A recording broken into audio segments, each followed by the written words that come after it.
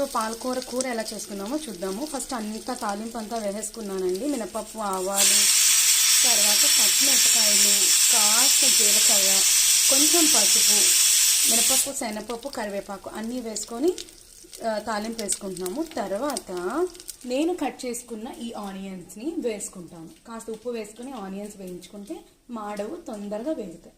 So బాగా ఉల్లిపాయలు వేగిన తర్వాత టమాటాలు వేసానండి. టమాటాలు మగ్గుతూ ఉన్నప్పుడు అప్పుడు బంగాళదుంపలు చిన్న చిన్న ముక్కలు చేసుకుని వేసుకోవాలి.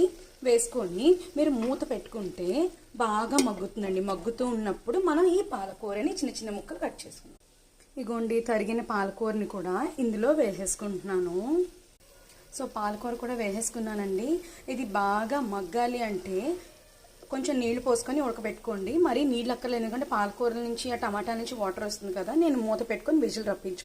పాలకూర కూర రెడీ అండి. అన్నంలో వేడి అన్నంలో చాలా